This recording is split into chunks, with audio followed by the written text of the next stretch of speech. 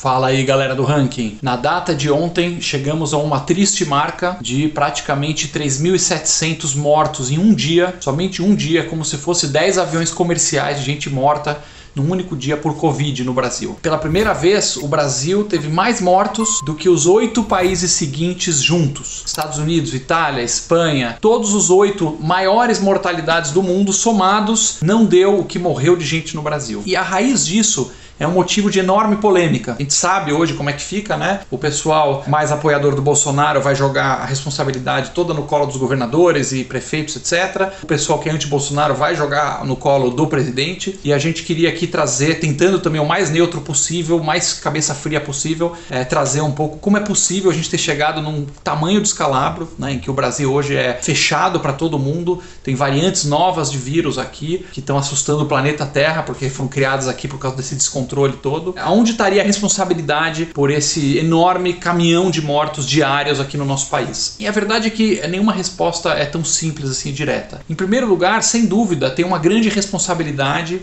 de prefeitos e governadores. Porque a gente viu por todo o Brasil muita gente fazendo compra emergencial sem licitação, que é uma enorme brecha para roubalheira no Brasil, a gente sabe disso, tem N escândalos. Com a licitação, pelo menos você garante uma série de procedimentos para o governo poder comprar alguma coisa. Então você até tem corrupção, mas o cara rouba lá 3, 5% e olha lá. Agora, sem licitação, pode ser uma roubalheira infinita, porque está totalmente discricionário na mão do gestor público. Ele compra praticamente o que ele quiser, tem que fazer lá 3 cotações, mas geralmente é tudo simbólico, muito fácil de roubar. E a gente vê também casos de cidades que fizeram grandes estruturas para cuidar do Covid e desmontaram ela depois da primeira onda. Então chegou agora a segunda onda, não tem estrutura, colapso na saúde por todo o Brasil. A verdade é que não dá para jogar isso no colo do presidente, porque isso é de responsabilidade regional. O segundo grande ponto que a gente tem que responsabilizar é a própria cultura do povo brasileiro e o comportamento de centenas de milhares de brasileiros irresponsáveis. E aqui nós não estamos falando do povo humilde que tem que pegar ônibus para fazer o trabalho, não estamos falando disso porque é uma questão de dia a dia, de profissão, mas a gente sabe que tem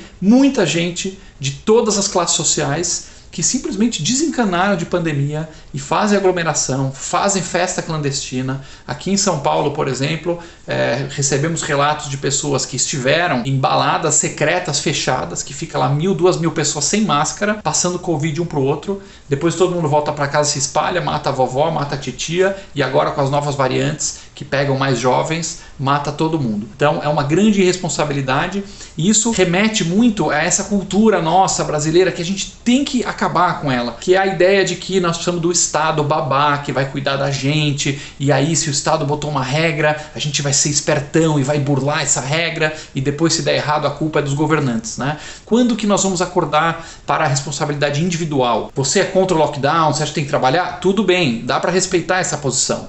Mas vai de máscara, vai fazer o seu trabalho e não faz aglomeração e não faz balada secreta com 1.000 pessoas sem máscara para sair todo mundo convidado de lá.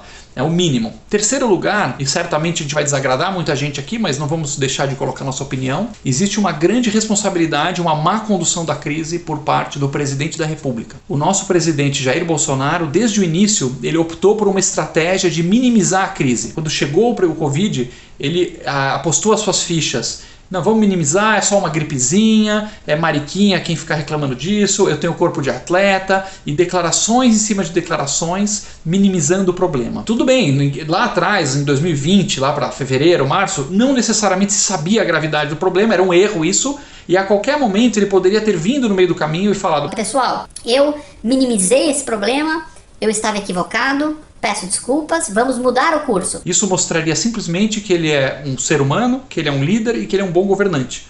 E as pessoas iam entender, mas ele foi optando por dobrar a aposta, minimizar a crise, sair em público sem máscara, incentivar aglomerações, fingir que é problema de mariquinha e assim deu um péssimo exemplo para a nossa população. Isso no campo da fala equivocada, fala irresponsável, fala ruim. Depois, no campo da prática, ele não avançou nas vacinas a tempo.